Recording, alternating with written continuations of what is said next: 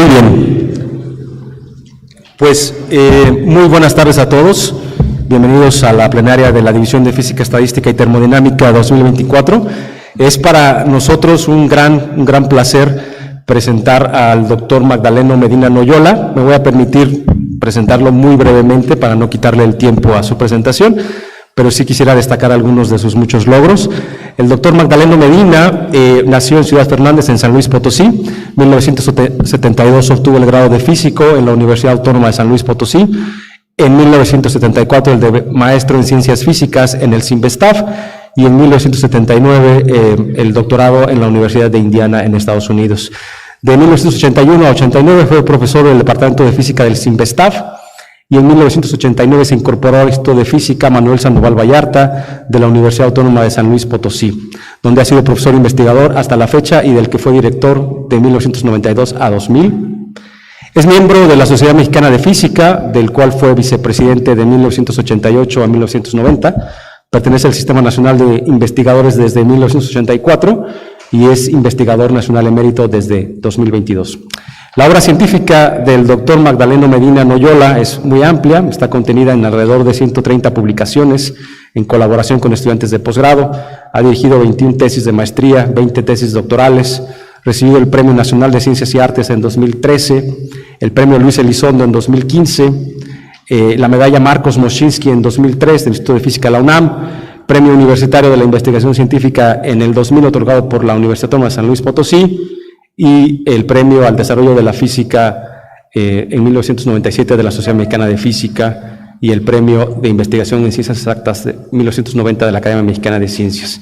Y ha sido becario también de la Fundación Alexander von Humboldt de 1986 a 1987. Bueno, pues me podría pasar aquí todo un rato leyendo el currículum del doctor Magdaleno Medina, pero creo que es mejor que darle la palabra a él, y pues los dejo con el doctor Magdaleno Medina. Bienvenido, muchas gracias.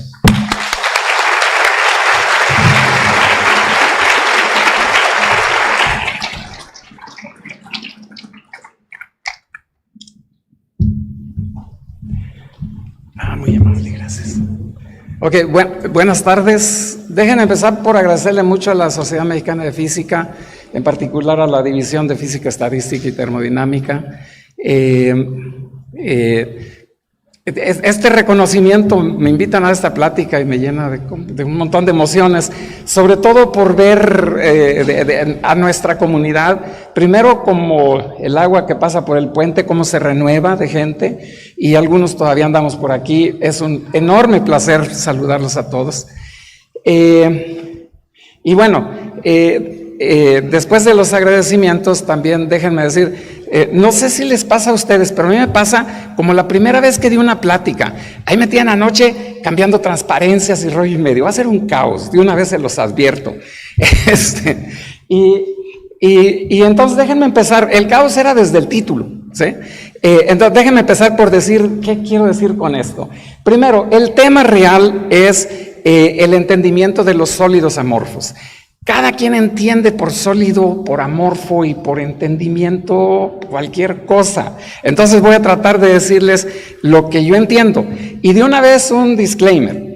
Esta es mi versión, por lo tal voy a usar así como para dormirme al público y decir, hemos hecho una cosa espectacular, como dice abajo, ¿sí? Entonces eso tómenlo con mucha cautela, ¿sí? Pero una vez dicho eso, hay otras cosas que me gustaría resaltar, que el trabajo del que voy a hablar hoy es un trabajo hecho por básicamente una componente importante de la comunidad de física estadística del país. Y también eso es importante aclararlo, ¿sí? A mí me ha tocado estar como cargabates del equipo, pero es un equipo absolutamente extraordinario, y de su trabajo es de lo que yo les voy a platicar.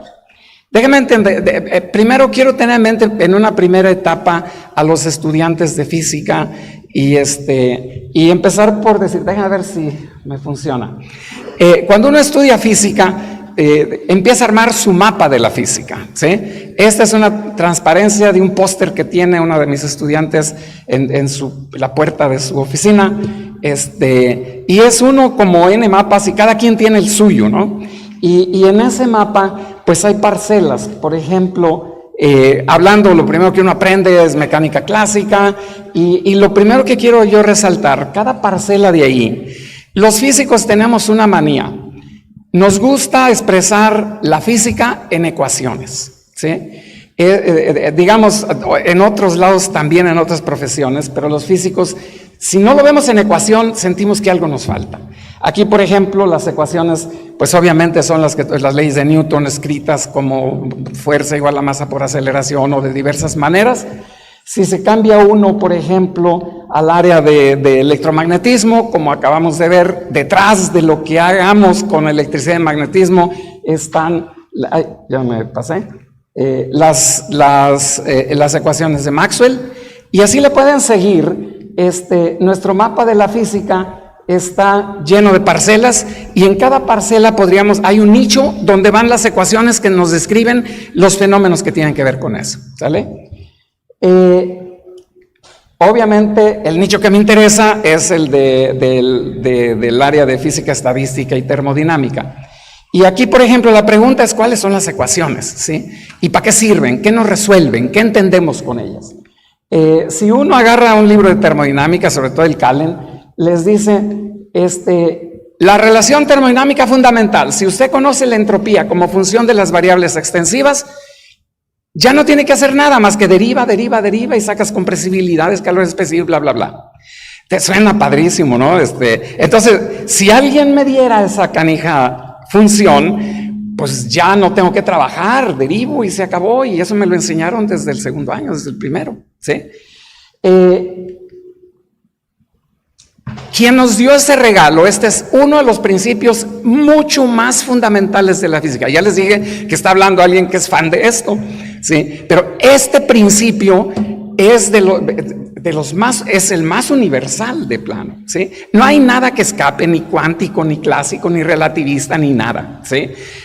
Si sabes contar el número de estados microscópicos que te dan esas variables termodinámicas, sácale el logaritmo y purrum ya tienes la entropía como función de las variables extensivas. Entonces, díganme si no es seductor este campo de la física. Haces esto que estamos diciendo aquí, a ver si no ¿sí?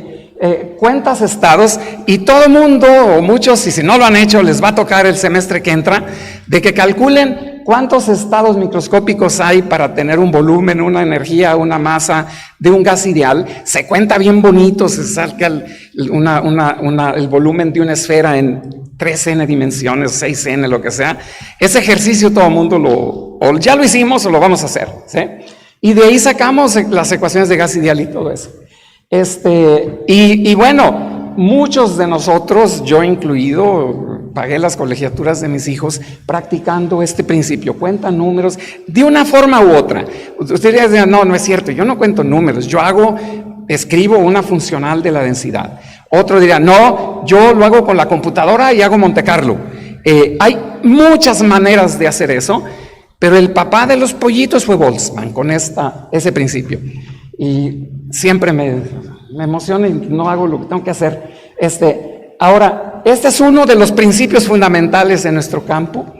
Y la segunda ley de la termodinámica, en una de sus aplicaciones, porque la segunda, ¿por qué no hablo de la primera ley de la termodinámica? Porque es pura conservación de energía, y esa la aprendimos en el primer curso de física, ¿sí?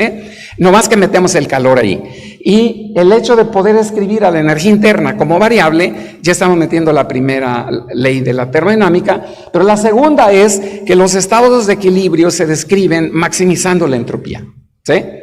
Y aquí de nuevo, yo derivo, igualo con cero y resuelvo esas ecuaciones.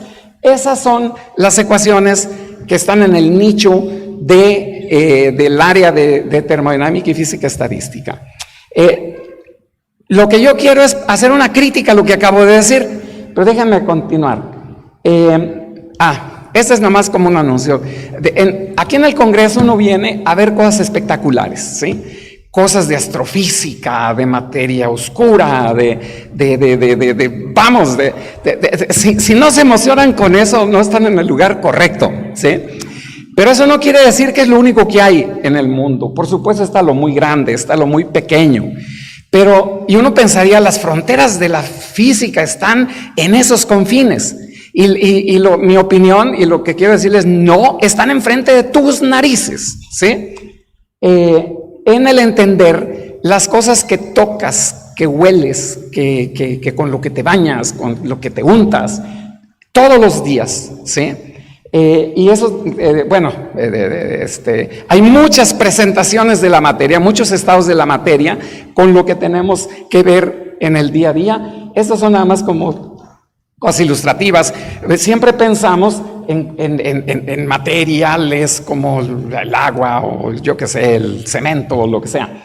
Pero últimamente la física, y esta es otra cosa que me gustaría mencionar, he estado platicando estos días y he oído varias pláticas en donde, y eso es también mensaje para los chicos que están entrando a física. El físico puede hacer lo que se le antoje, ¿sí? Incluido describir a la materia cuando está en condiciones bien complejas, ¿sí? Hace rato en las pláticas de la sesión anterior, los ejemplos de los materiales electrorreológicos o magnetorreológicos, etcétera, etcétera. ¿En dónde no metemos las narices? Las metemos en donde sea. Ese mensaje, chicos que están estudiando física o un área afín, ingeniería física, ingeniería química, ¿sí? Tarde o temprano vamos a poder aplicar nuestras ecuaciones de física en casi cualquier circunstancia, en el ámbito biológico, incluso. Esto ya es como ya más delirante todavía, describir materia activa y toda esa serie de cosas, ¿sí? Yo les quiero recordar una cosa, la comunidad de física, algo así como esta reunión, pero hace poco más de 100 años, todo el mundo conoce esa fotografía de la conferencia de Solvay. Ahí están la crema innata de la física de esa época, ¿sí? Resulta que la mitad no son físicos, eran ingenieros, eran químicos, etcétera, ¿sí? ¿Por qué? Porque era un continuo y esa era la norma, ¿sale? Lo digo porque la física está recuperando ese ecumenismo o como le quieran llamar, ¿sí? Pero el físico lleva algo de ganar. El físico se puede meter en casi cualquier lado y no necesariamente lo inverso es cierto, aunque sí lo es muy cierto. Muchos de mis colegas eran originalmente ingenieros, yo mismo iba para ingeniería. Entonces, la pureza intelectual de no, yo soy hardcore físico, está muy bien, pero el mundo es mucho más amplio. Es tal vez un poquito el mensaje para los chicos, lo que les espera. Y bueno, total, es que ya no sé qué sigue, déjenme ver. Que el mapa de la ingeniería, ese era dominio de los físicos, era de nuestra propiedad. En algún instante en los últimos años, en el siglo XX, lo abandonamos, porque dijimos, calcula la presión de un bla, bla, bla. No, eso déjaselo a los ingenieros químicos, y puro déjaselo para allá. Estamos recuperando, este es territorio propiedad de los físicos, aunque los ingenieros no lo sepan, y tampoco hay que andarles diciendo eso, porque los tipos son bien inteligentes, son más físicos que nosotros, para acabar pronto, o que muchos de nosotros, y que mí, por ejemplo. Ahora sí, déjenme decirles de qué les voy a hablar. Esto es ridículo, pero bueno. Yo les quiero platicar de un ámbito donde estamos bien cómodos los físicos estadísticos, ¿sí? Que es describiendo propiedades de equilibrio, ¿sí?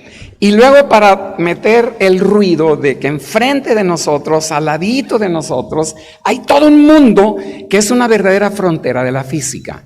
Y es que no todos los sistemas alcanzan a equilibrarse. Entonces, lo primero, de lo primero ya dije casi lo que tenía que decir. ¿Cuáles son las ecuaciones y cómo las resolvemos? Su curso de física estado sólido, muchas áreas de la física son simple aplicación de estas ecuaciones, ¿sí? Y ahorita voy a decir, por ejemplo, cómo las usamos. Eso nos permite entender la diferencia entre un gas, un líquido, un sólido, etcétera. En el caso de gases, también quiero platicar. Históricamente, lo primero, en nuestra primera experiencia como comunidad de físicos entendiendo al universo, fue los sistemas más sencillos, ¿sí? Si no puedes con lo más sencillo, ¿para qué te metes con lo más difícil? Entonces, ustedes me dirán cuándo, Estas gentes medían que si que si la presión aumentaba con la temperatura, bla, bla, bla, bla, y a punta de medir, ¿sí? Aquí el entendimiento llegó como debe de llegar, tocando, midiendo, ¿sí? Experimentalmente. Y estas gentes acumularon información, pero no solamente dejaron el tiradero de mediciones. Empezaron a ver que esas mediciones daban una regularidad y que lo podían condensar en una fórmula, y por eso les digo, los físicos adoramos las ecuaciones, y mientras más simples, mejor. Esta es la ecuación de estado de gas ideal. Ya que lo entendíamos experimentalmente, el físico piensa que no es la única manera de entender, que también nos gustaría tener una imagen molecular de aquello, y más en una época en que ni siquiera sabíamos que existían realmente las moléculas, ¿sí?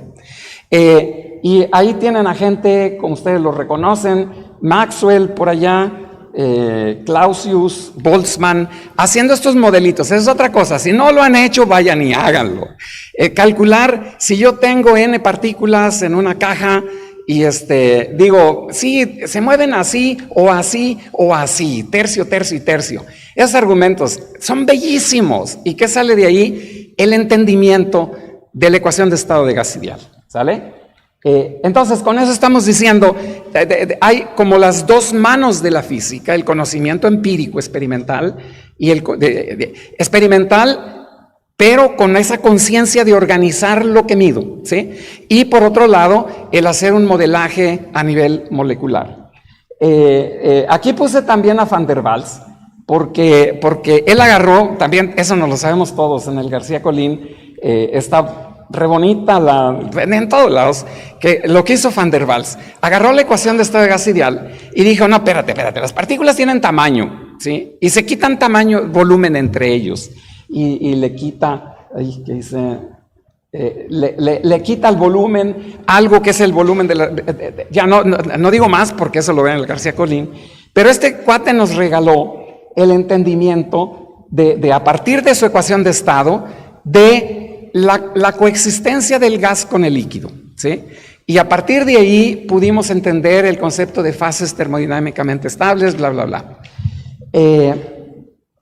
Y déjenme irme rápido porque esto lo ven en el García Colín. El caso es que esto nos explica que si yo enfrío un sistema dentro del domo de coexistencia, pues el sistema se separa en una porción gaseosa de gas y otra de líquido, ¿sale? Hasta aquí, perdón, les estoy repitiendo cosas que ya saben, una disculpa. Nada más quiero regresar. Van der Waals, meterle los dos terminitos está muy padre, es bellísimo, y hay forma de hacerlo para otras sustancias y otras circunstancias. Pero aquí hay que regresar mejor a lo que habíamos dicho, al principio más general, porque vale para cualquier cosa, ¿sí? Incluido el gas líquido y eso. Entonces, esta área de la física, en particular de la física estadística, describir estados de equilibrio, lo hemos hecho por años. Si nuestro sistema, uno lo piensa que son moléculas aproximadamente bolitas, entonces el diagrama de fases es el que ya nos adelantaba parte Van der Waals, pero también el hecho de que, bueno, no nada más hay líquido y gas, también hay sólidos, y de hecho, una de las cosas, si en vez de bolitas tenemos palitos, ¿sí? La cosa se pone un poquito más complicada, aparecen otras fases de cristal líquido, neumático, esmético, bla, bla, bla, ¿sí? Y bueno, si dicen, bueno, no, palitos no, viboritas, ¿sí? Los polímeros son viboritas, ¿sí? Y si agarran un polímero y lo pegan con otro, le llaman un copolímero de bloque, entonces pueden hacer viboritas de diferentes colores, que agarradas, etcétera, etcétera. Pregunta, aquí también tenemos que calcular la W para ese sistema. Lo que resulta es fases, otra vez, ¿qué dice? Fases tremendamente, una diversidad mucho mayor de estados de equilibrio, ¿sí? Y el diagrama de fases es mucho más rico. Y esta historia nunca se va a acabar, porque alguien más querrá traer ranitas con lo que ustedes quieran, ¿sí? Entonces, esto es una de las fortalezas de la física estadística, y tenemos chamba para rato, ¿sí? Y todo es resolver esas ecuaciones. Por eso yo quería decir, cuando doy el curso de termodinámica, sobre todo de física estadística, les digo, miren, les echo este choro y luego les digo, ya acabamos. En cuanto a principios, ya acabamos. ¿Sí? De aquí sale todo. Y la física por eso es bonita, porque hay parcelas de la física donde los principios son muy claros. ¿Sí? Y su práctica, bueno, hay 1000 ejemplos. Déjame decir que si yo agarro cualquier hamiltoniano de cualquier material y le cuento el número de estados y hago todo este protocolo, voy a generar todos los posibles estados de equilibrio. Los vamos a meter en esta canasta. Ahí está el universo de todos los posibles estados de equilibrio de la materia. Nadie lo va a hacer, digo, pero nos imaginamos. En principio se puede, porque los principios los conocemos y funcionan. ¿Sale? La pregunta es, bueno, ¿y ese sexto dónde está? En realidad es muy sencillo. Está en sus libros de termodinámica y física estadística. Han estado ahí por más de 100 años. ¿Sí? No son familiares. ¿Sí? Hay misterio cuando me traen un hamiltoniano nuevo que no veo ni para dónde quedan las patas y la cabeza. ¿Sí? Bueno, ok, pues a divertirse otros 3 años, ¿no? Pero en principio no hay conflicto en cuanto a principios. ¿Sí? Déjeme ahora hablar de cuándo esta historia rosa, aquí le puse historia ideal, yo digo es como una historia rosa, todo está en su lugar, pero resulta que la vida real es medio perversa. Cuando yo enfrío un líquido y lo solidifico, se entiende que el estado, primero que lo tengo que hacer cuasi estáticamente, o sea, imposible, ¿sí? Pero más o menos, la aproximación cuasi estática es muy buena en la práctica, pero tienes que tener paciencia y llevarte el cursor de la temperatura al pasito, y tienes un sólido maravilloso, cristalino, un sólido en equilibrio. Cristalino porque lo pongo en el rayos X y veo el patrón de Bragg. Y yo digo, todo está muy bien, pero resulta que ese día lo tuve que hacer el sábado, quedé con la novia de irme al cine. Y estás loco de cuasi estático. ¡Pum! Le doy la enfriada y me voy. Y lo que yo voy a tener al otro día es un material que cuando yo lo veo en el patrón de Bragg, yo no veo. ¿Sí? Y a cambio de eso, si yo lo veo molecularmente, no es una cosa regular como el sólido cristalino que está en equilibrio, sino es cualquier cosa. ¿Sí? Un material desordenado. Y resulta que esos materiales desordenados están en todos lados, ¿sí? De hecho, ustedes como seres humanos casi que tienen que ver con materiales de estos nada más. Platíquenme cuántos cristales están alrededor de ustedes, sólidos cristalinos, ¿sí? Los hay cruciales que estarán en artefactos de electrónica y aquí y allá. Pero la realidad, lo que comieron hoy, lo que se vistieron, el cemento del edificio, etcétera, está en estados de este tipo. O sea, al ser humano no tiene la paciencia de hacer todo cuasi estático, por lo tanto le salen estas cosas siempre. Y entonces, si por ejemplo hacen esto de que se separen gas líquido y se les pasa la mano, lo que les va a pasar es que les va a quedar algo que se quería separar, pero la parte densa se congela. Entonces les queda un material con una estructura tipo esponja, ¿sí? Que además si lo vuelven a hacer, le sale algo parecido, pero no idéntico, ¿no? ¿Qué tan reproducible es esto? Bueno, yo hago la broma a mis amigos que hacen simulaciones moleculares. Estoy seguro que todo mundo agarró el Lennard Jones y le hizo esto, y le salió esto. Y lo que dijo, ay, además se hace lento, y nunca publicó eso. Dijo, no, van a creer que soy bien menso, que no puedo equilibrar mi sistema. No, la naturaleza hace eso, por más que te esmeres en otra cosa, ¿sale? Pero como no tenemos una ecuación de Van der Waals que nos diga, mira, te va a pasar esto, pues mejor no lo publicamos, hasta que alguien sí ya lo publicó, ya es una cosa medio bien conocida. Pero estos materiales no están en equilibrio, lo sabemos por 2 razones. Porque si yo observo sus propiedades, cuando el sistema llega al equilibrio, lo hace con una cinética más o menos exponencial. Y lo exponencial tiene un tiempo de relajación. Y 5 veces eso, ya olvídate, ya no pasa nada. Esta cosa, para que llegue a su estado estacionario, no va exponencialmente, va como 1 a una potencia del tiempo. Eso quiere decir que van a pasar siglos y la cosa sigue cambiando, ¿sí? Eso se llama envejecimiento.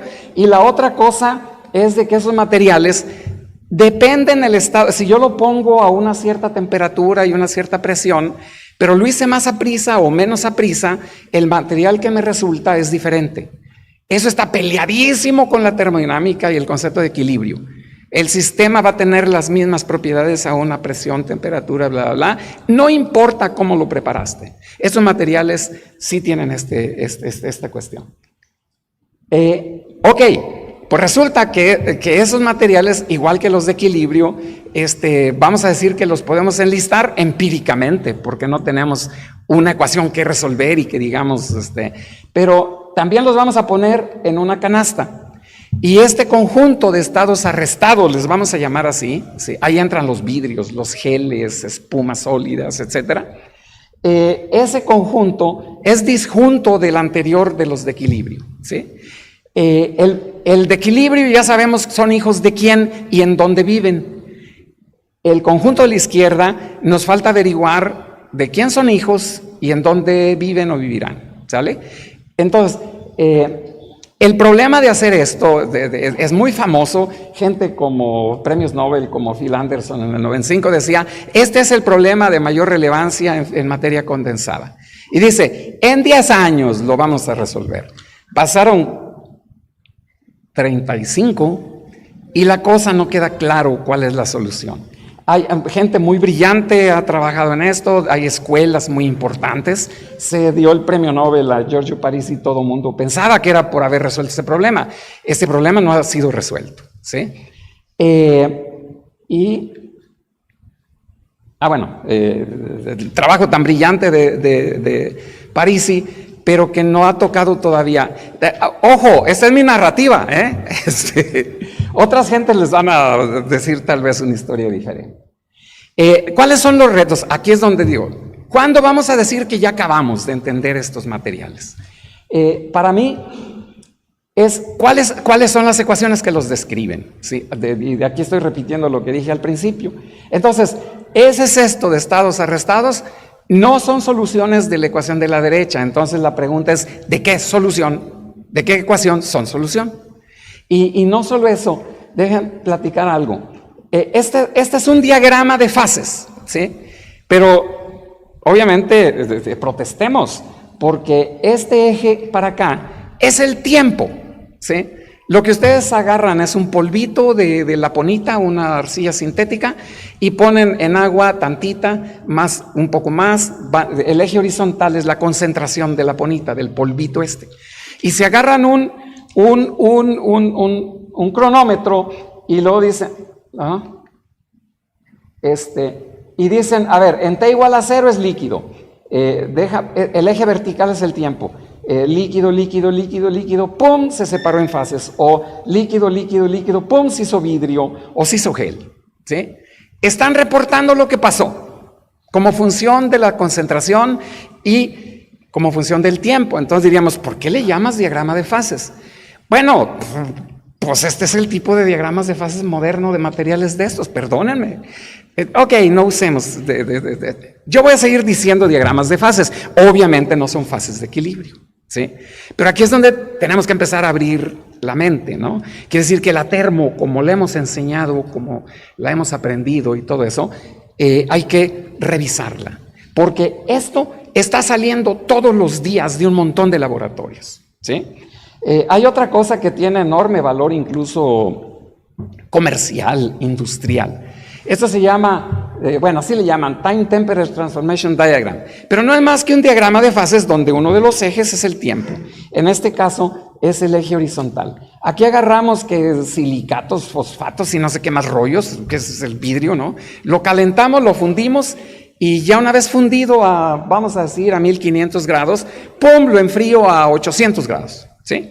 Y me pongo con el cronómetro, líquido, líquido, líquido, líquido, pum, se vuelve vidrio y luego se cristaliza, ¿sí? Esta es una carta de datos experimentales, empíricos, ¿sí? que son incluso secreto industrial de las fábricas de vidrios o de aceros o de lo que sea. ¿Por qué los menciono? Porque en alguna medida este es el tipo de información experimental que está saliendo, ¿sí? Y aquí es donde están ingenieros, físicos, químicos o lo que sea, acumulando fenomenología, datos duros, midiendo, igualito que estas gentes estuvieron midiendo las propiedades de los gases, ¿sí? Y en algún instante también debería de haber la imagen molecular de lo que está pasando, ¿sí? Estas gentes que hacen las mediciones, hacen el trabajo, vamos, son los primeros que miran las cosas, ¿sí? Entonces tienen ese privilegio de ser los primeros que ven el envejecimiento y el rollo y medio, ¿sí? Pero falta la otra parte, que es la que decía Anderson, que, sí, pero en 10 años, ¿sale? Ok, todo esto me sirve de preámbulo, porque estos son los retos fundamentales. El día que resolvamos esto, diríamos que hemos contribuido al entendimiento de estos materiales, ¿sale? Aquí me voy a ahorrar, me voy a echar un brinco, salto de la muerte. Son bienvenidos a decir este cuate ya delira, ¿sí? Pues ya ni modo, es parte también de lo que... Entonces los estados de equilibrio resuelven esas ecuaciones, los estados arrestados no sabemos cuál, esa es la pregunta, ¿sí? Entonces la respuesta corta, ahora estamos ya en la última parte de la plática, de la parte científica de la plática, uno debería de tener una herramienta más amplia, una termodinámica que sí incluya el tiempo, ¿sí? Y que sus diagramas de fases sean funciones del tiempo. El tiempo no es el tiempo, ya vemos que tiene que estar. ¿Dónde está esa nueva termodinámica? La termodinámica estadística como tal no puede resolver este problema porque le tiene prohibido pensar en el tiempo, ¿sí? Entonces, algo hay que hacer para formular esta nueva termodinámica estadística. Yo no sé quién lo vaya a hacer, pero algo parecido o equivalente a eso es de lo que yo les quiero platicar. La respuesta corta de dónde están esas ecuaciones es ponerles las ecuaciones enfrente. Tan horribles, no se preocupen si no saben ni de qué se tratan, pero les puedo decir, no es como PV igual a NRT, digo, S igual a K logaritmo de W, es una cosa horrenda, ¿sí? ¿Y qué quiero decir de esto? Pues bueno, estarán feas, eso déjenoslo para nosotros, los que trabajamos en esto. Ya las estamos haciendo un software para resolverlas, de manera que en algunos años, pocos espero, ustedes puedan bajar ese programa, así como GROMACS lo bajan. Ahora bajan el programa que resuelve esas ecuaciones y ustedes le dicen, ¿qué tipo de interacción? Pues Lennard-Jones, o ustedes dirán lo que quieran, y dice, y lo enfrié de esta temperatura a esta y al mismo tiempo lo comprimí, bla, bla, bla. Ese es mi protocolo. En termodinámica, ¿quién anda metiendo protocolos? Excepto el cuasi estático, ¿sí?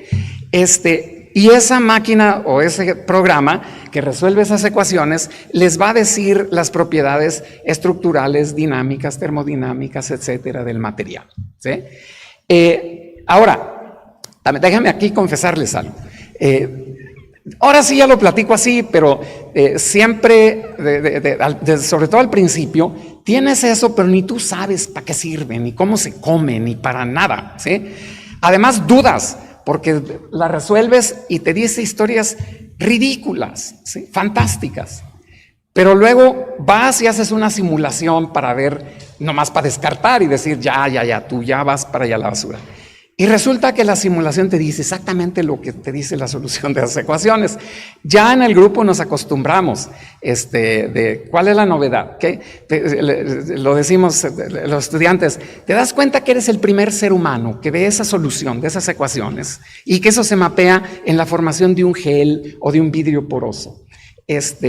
Ok, lo que les quiero decir, por un buen rato ni siquiera platicaba yo como acabo de platicar ahorita. El gran reto es y aquí está la respuesta. Pero dije, van a votar de aquí, ¿no? Y tenían razón si me hubieran votado. Y todavía tienen razón si lo quieren hacer. Pero esas ecuaciones, el primer lugar donde estuvieron escritas es en una tesis doctoral mexicana de Pedro Ramírez, ¿sí? Pedro en realidad, y luego si me queda tiempo platico un poco, hizo la síntesis de trabajo que venía décadas atrás, ¿sí? Y que luego se está propagando décadas hacia adelante.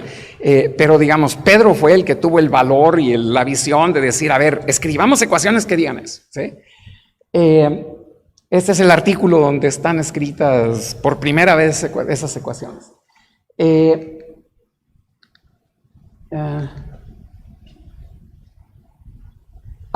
El nombre es horrible porque nunca pudimos acuñar un acrónimo sexy. Porque, total, van a ver ese acrónimo, Nestlé. Y es más, la gente dice Nestlé, pero pues ni modo, no tuvimos ni fuerzas ni imaginación para poner otro acrónimo. Y eso va por non-equilibrium, porque es para describir condiciones de no equilibrio. Self-consistent generalized Langevin equations son partes técnicas de qué está detrás de las ecuaciones. Una disculpa por no meterme más en la física,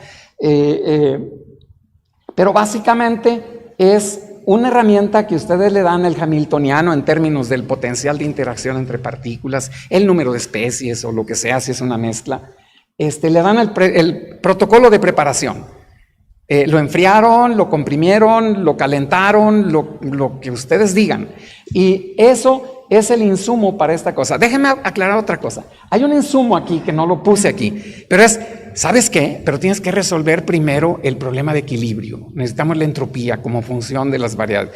Lo cual es la muerte, ¿no? Porque primero tienes que resolver un problema que de todos modos hubieras resuelto, ¿sí?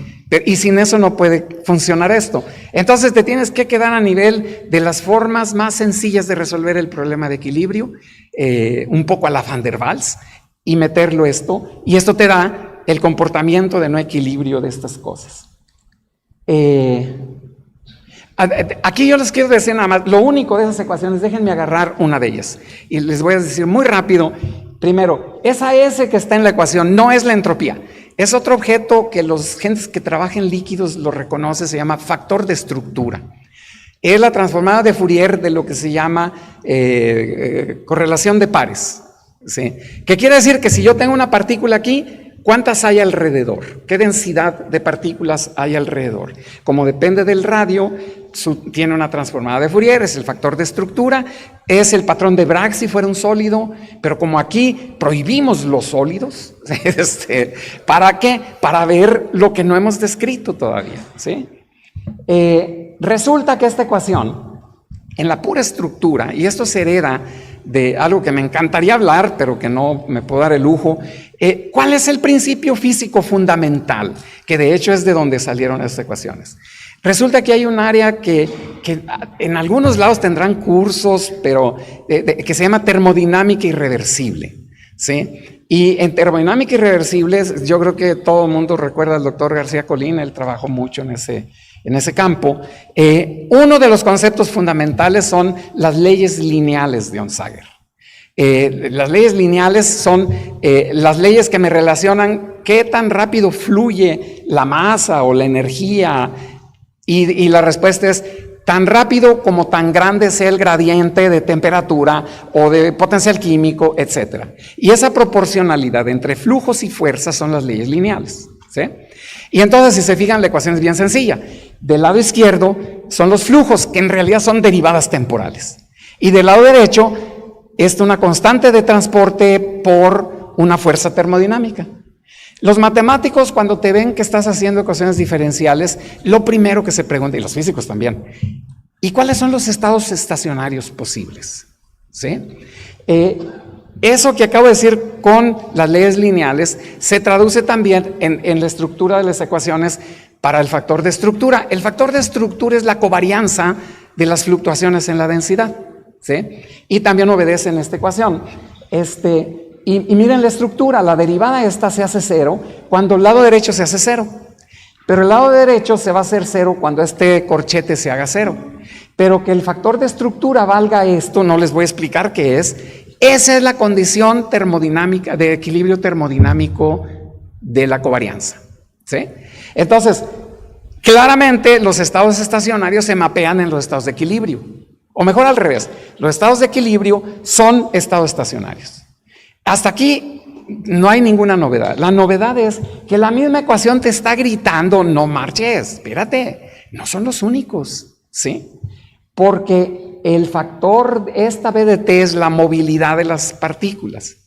Pero uno dice, sí, pero es una constante, es la constante de difusión.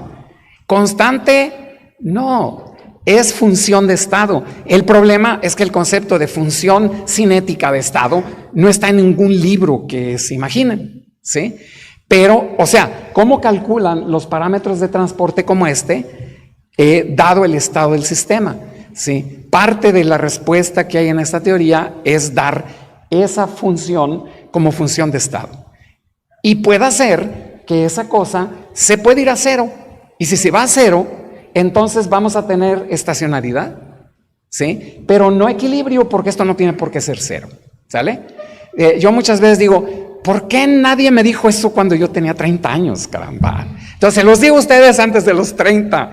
Esto nos ayuda a empezar a poner orden, sobre todo en algo tan relevante como es conocer de materiales que están presentes por todos lados.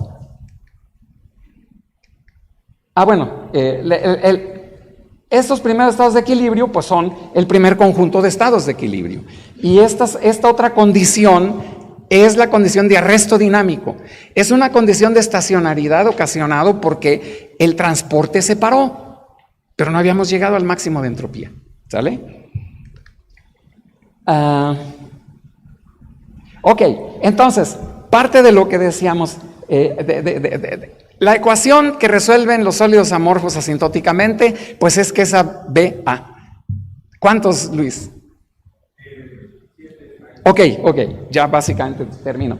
Esto es una forma de resolver ese problema. Esto de la historia de los diagramas experimentales de fase, lo quise poner aquí, es la tesis del último estudiante de doctorado.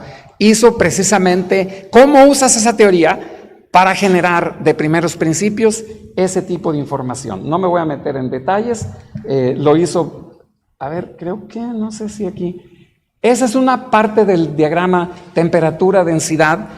Hacemos un enfriamiento a uno de los puntitos que están allí, el color significa el valor de la viscosidad o del inverso de la movilidad, y se supone que eso, ahí está. Mientras más oscuro, más viscoso. Y enfrente de sus ojos vemos lo que le está pasando al sistema si lo enfriaron muy profundamente, a alta densidad, a baja densidad. Y ahí está en relación a lo que debería de ocurrir en equilibrio. Son dos historias que se tienen que hablar mejor, porque esta teoría, ¿cómo se dice? Borró los estados que no son uniformes, ¿sí? Y en realidad parte de esta historia no va a ocurrir porque el sistema se va a separar en fases en gas líquido, ¿sí? Y todavía no tenemos la versión de la historia que incorpora las dos cosas al mismo tiempo y mira la competencia entre formar un sólido cristalino y un sólido amorfo. Hay chamba para rato. Entonces, esta no es una teoría que es un balbuceo de la teoría que va a ser la que nos describa estos materiales tan importantes. Y creo, déjame, ya no les platico, esto es parte del... esto me voy a ir muy rápido porque yo sí quisiera hacerle un reconocimiento a la comunidad que hizo esto. No fue un asunto de un artículo, de un trabajo de 3 años, es casi de 3 décadas, por decirlo así. Y fue hecho en varias instituciones, empezando por el CIMBESTAB, en colaboración con... Aquí me falta la Universidad de Guanajuato, con los que hemos hecho un montón de cosas, Puebla, la UAM, Azcapotzalco, Iztapalapa. La comunidad académica, las reuniones de invierno y esta comunidad, yo sí les quiero decir, la comunidad de física estadística es una de las subcomunidades de toda nuestra comunidad de físicos, con estándares académicos, éticos, increíbles, ¿sí? Estamos tratando con gente de primera, con respecto a cualquier estándar que ustedes quieran. Y eso yo creo que hay que agradecerlo. Y de gentes que nos han apoyado del extranjero, locales, don Leopoldo Fernando del Río, que hace poquito le hicieron un homenaje en la UAM, padrísimo, porque muy merecido, ¿no? Colaboradores, gente que ya hace mucho que no veo, me encantaría ver. A estos dos los vi hace poco, pero dice, a José Luis del Río ya hace mucho que no lo veo, Pepe Alejandre, etcétera. Ramón, Marco Laurati, Gabriel Pérez, y se me escapan, hay un montón que no están aquí, les pido una disculpa. Ya no los voy a ir diciendo por nombre, pero lo que les quiero decir, gente de diversas instituciones ha contribuido en un aspecto o en otro en el desarrollo de José Luis Arauz fue el primer estudiante de doctorado. Él luego fue mi jefe director del instituto por varios años, ¿no? Él incluso le dieron el premio Weizmann, de la primera edición de los Weizmann. Y allí mismo en el Sinvestab, Alejandro Vizcarra, Honorina Ruiz, y ahí empezó Martín Hernández, que a lo mejor ustedes han oído de algunos de ellos. Esos ya son en San Luis: Martín Chávez, Felipe Guevara, Laura Yomans y Heriberto Acuña. A Laura le tocó como amarrar el trabajo de todo este grupo de tesis anteriores, ¿sí? Uno puede irse a cada una de las tesis y hay un elemento que le fue crucial para Laura hacer lo que hizo. ¿Qué hizo Laura? Laura hizo la primera versión de esta teoría, que todavía no era para fuera de equilibrio, era para propiedades de equilibrio de los líquidos, un trabajo padrísimo en ella junto con Heriberto y con todos estos. Y después, una cosa interesante, lo que hizo Laura, era la parte de equilibrio en donde uno le mete el factor de estructura de equilibrio y saca las propiedades dinámicas de equilibrio. Resulta que una teoría de ese tipo ya existía en el mercado, era muy famosa, y el grupo proponente, liderado por este tipo increíble, Wolfgang Goetze, el grupo era enorme, tenía gentes en toda Europa, en Francia, en Alemania, Inglaterra, Estados Unidos, bla, bla, bla. Entonces, si alguna vez le caía un artículo de Laura, le decían, bueno, y pues eso es como mod coupling theory. Ya tenemos mod coupling theory, ¿para qué te queremos? Adiós. Pero vamos, eso es lo que teníamos en el año 2000 con el trabajo de Laura. Por ahí surgió un milagro muy padre. Se fue Laura y llegó un chavo que le tocó estar solito, y le voy a pedir, Marco, por favor, Marco Chávez, profesor de la Facultad de Química de aquí de la Universidad de Chihuahua. Él hizo su tesis y es una cosa padrísima que yo platico medio en serio, medio en broma. Decía, oye, un tema de tesis. Y yo andaba con otras broncas. Le digo, mira, pues extiende lo que hizo Laura a multicomponentes. Diciéndome para mí, güey, lo harías tú, cabrón. Pero no le dije. El tipo se fue y después de un rato regresó con el problema resuelto, bellísimo, ¿sí? De poquito después le cayeron otros estudiantes con los que Marco hizo clic, Rigoberto Juárez, Pedro Ramírez y Luis Enrique Sánchez. Los tipos, yo a veces lo he puesto así, ese sí que era un equipo turbo, no les veías el polvo, les podías preguntar cosas, y ahí sí ya me dije, no, ya me di cuenta, el limitado soy yo. Estos no están limitados, estos están, pero sí, al centavo. Y ellos fueron los que echaron a andar, empezando, fue en ese caldo de cultivo en el que Pedro hizo su tesis y estas ecuaciones. Entonces, Pedro se lleva el crédito porque se enfocó en las ecuaciones, ¿sí? Pero realmente fue un ambiente en el que contribuyeron todas estas gentes y otras posteriormente. Leticia Flores, Patricia Mendoza, la conexión con Puebla, con la Benemérita Universidad Autónoma de Puebla, Olais, que está en el TEC de Monterrey, y bueno, Edilio, que también ahorita les digo algo más de él, Ernesto Cortés y Beni, que es el último. Yo creo que aquí debo de pararle, puedo decir más cosas, pero yo quise repasar y darle el crédito a estas gentes, es mi manera de decir, los autores de todo ese trabajo son ellos, ¿sale? Y entonces déjenme ir. Mira, está muy bonito.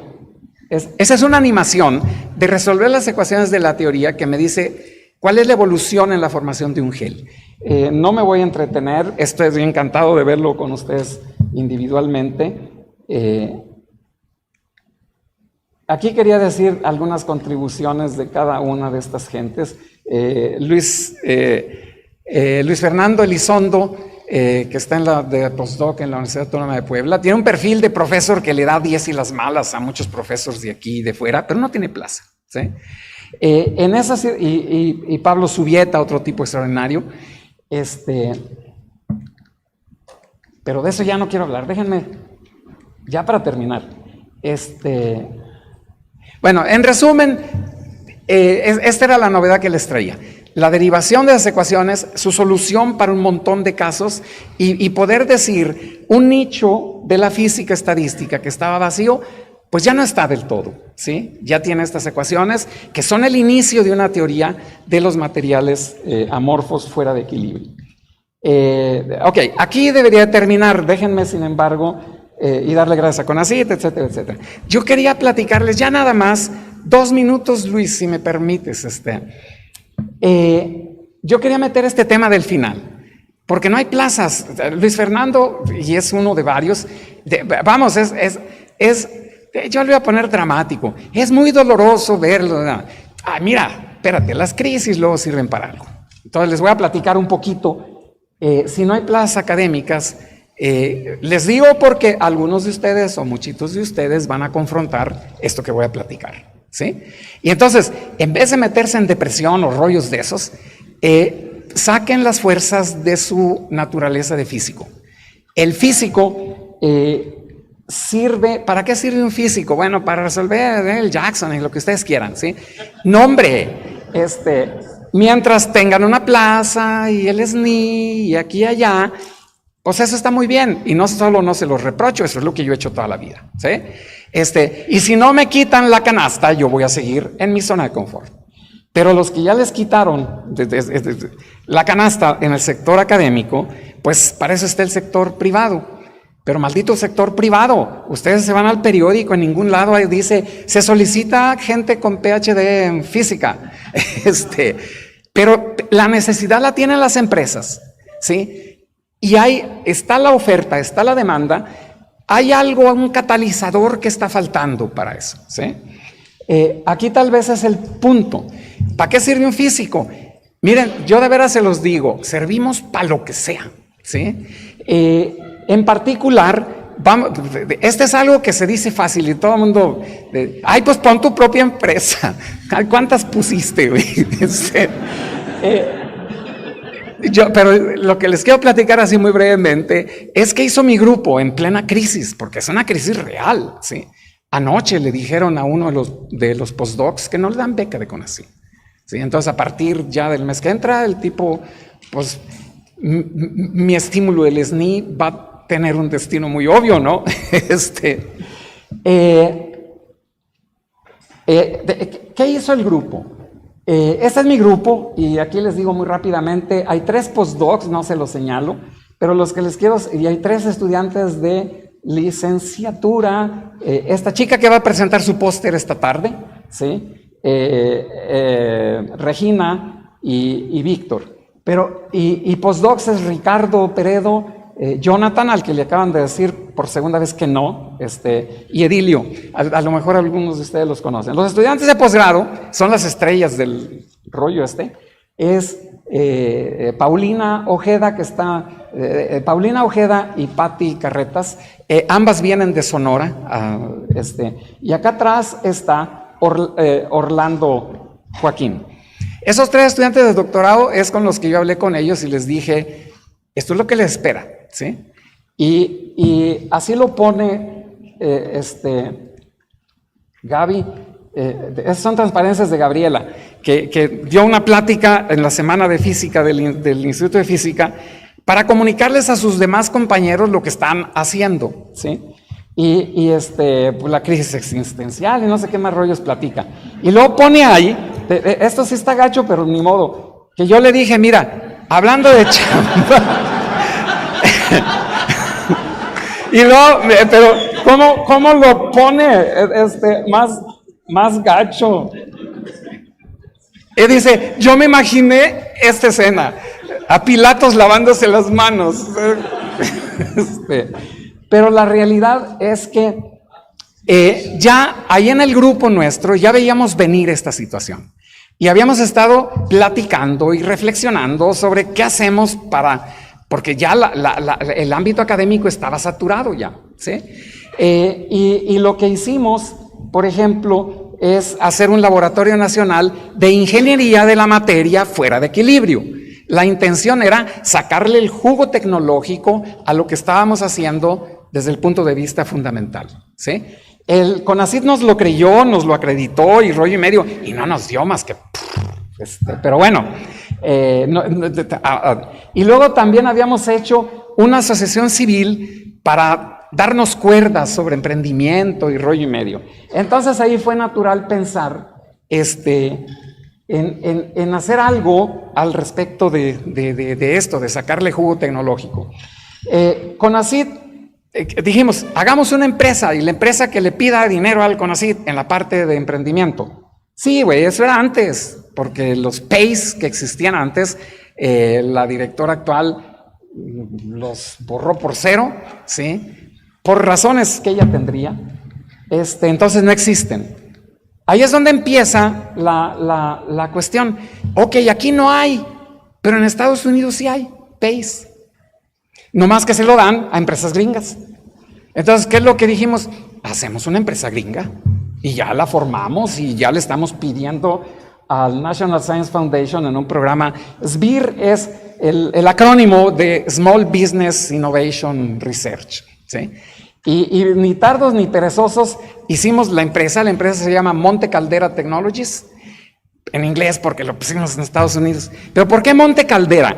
Monte Caldera es una comunidad cerca de Cerro de San Pedro, en San Luis Potosí, donde murió Miguel Caldera, que fue el fundador de San Luis Potosí. Miguel Caldera tuvo un rol en la conquista del norte de México.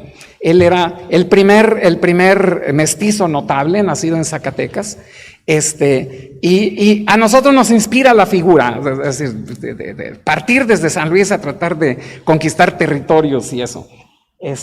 Y por eso el nombrecito. Hicimos este es un pedacito de la propuesta que sometimos y no la alcanzan a leer. Y ese es un pedacito de uno de los revisiones. Las revisiones fueron fantásticas, 4. Pero siempre hay un negrito en el arroz y vas para atrás, porque decían, son muy ambiciosos, ¿sí? Eso de para 6 meses, no, tiene que ser más. Y cosas de ese estilo. Pero lo que les quiero decir, esto es la reacción del grupo ante esta adversidad. No hay plazas, no hay bla, bla, bla. Le estamos tirando, primero, no lo vamos a hacer necesariamente con las empresas nacionales. El mundo es más amplio, ¿sí? Y en el caso de México, pues ahora te friegas a Estados Unidos, nos tienes aquí al lado, ¿sí? Nomás que hay que agarrar las mañas, ¿sí? Bueno, ya aquí le voy a parar. Nomás quise platicarles un poco el contexto de qué hacer cuando las cosas se ponen complicadas, en gran medida, porque hablaba yo con Maru, es que México está muy complicado. ¿Cuál México? El mundo está muy complicado. Entonces hay 2 cosas en las que hay que recaer. Primero, el trabajo en física es increíblemente gratificante. Yo el día que me siento, ¿cómo se dice?, fastidiado, hastiado, me meto a trabajar en lo mío y eso es un bálsamo marcadiablo, ¿no? Aprendan a eso porque es un recurso muy importante en la vida. Y el otro, todo el montón de habilidades y cosas que les deja su carrera de física. Y bueno, aquí sí ya debo de terminar, nada más, perdón que me quise platicar de esto porque lo traigo en mi ronco pecho. Y fuera de eso, ahora sí, les agradezco mucho su paciencia y ya, muchas gracias.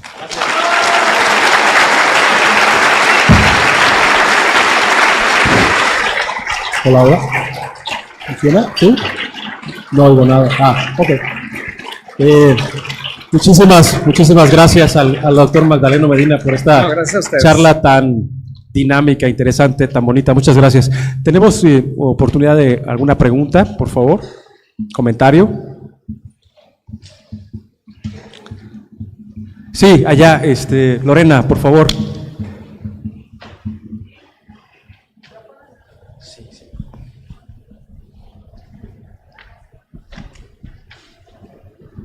Muchas gracias, Magdaleno, por la hermosa plática. Nada más quería complementar un poco con lo último que hablabas de la experiencia de emprendimiento o emprendedurismo. La parte de las habilidades blandas que han reforzado seguramente y la interacción multidisciplinaria para generar estas empresas de base científico-tecnológica. Claro. Gracias. Bueno, primero, muchas gracias, Lorena. Lorena es un ejemplo de gente que ha tenido esas preocupaciones por años, ¿sí?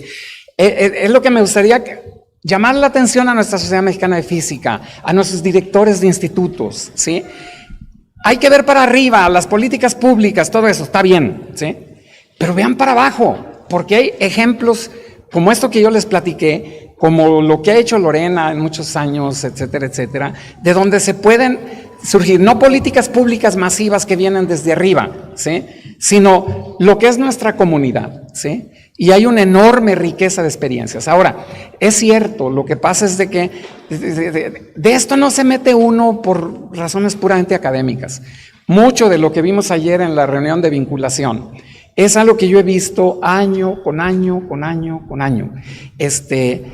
No hay muchos ejemplos de éxito. Nos prometían ejemplos de éxito.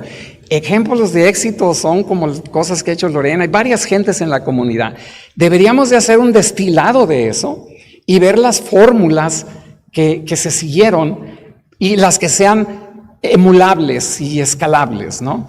Y entonces van a ser interesantes las reuniones de vinculación. Digo, son interesantes, pero van a tener la capacidad de movilizarnos. Ahora sí, por supuesto, ya ni lo hablé, pero dije un poquito que hace 100 años en Solvay era multidisciplinario aquello, ¿sí?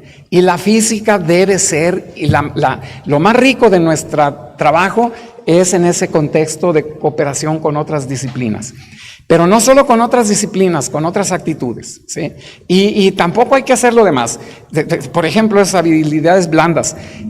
Ese rollo de ir a hablar con industriales y todo eso, se necesita carácter, se necesita, por ejemplo, yo no lo tengo, ¿sí? Me quedo dormido a la hora de que estoy hablando con ellos, terrible. Pero tenemos que estar abiertos a un montón de conceptos que nadie nos había avisado, ¿sí?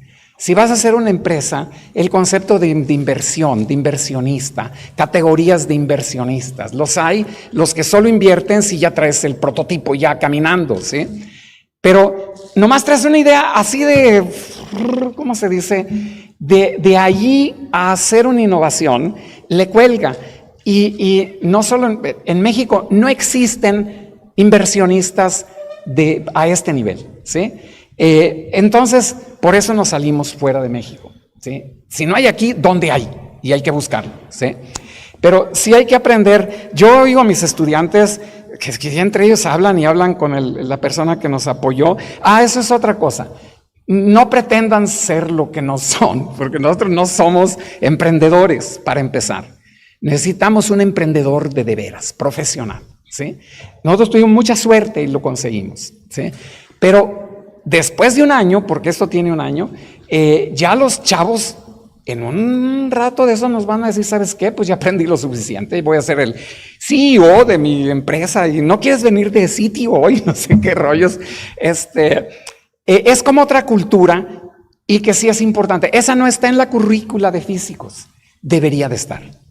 Elementos, exposiciones a eso. Tal vez es por donde tal vez querías mencionar y yo apoyo eso. Yo creo que no es en vez de, nunca en vez del Jackson, nunca en vez de eso, jamás, ¿sí? Es además de eso, no te hace nada mal porque el día que estás en crisis, pues dices, bueno, pues le hago la lucha. Perdón, ya me extendí más de la cuenta. Muy bien, pues agradecemos al doctor Magdaleno Medina de nuevo, muchísimas gracias y le damos un presente. Muchísimas gracias.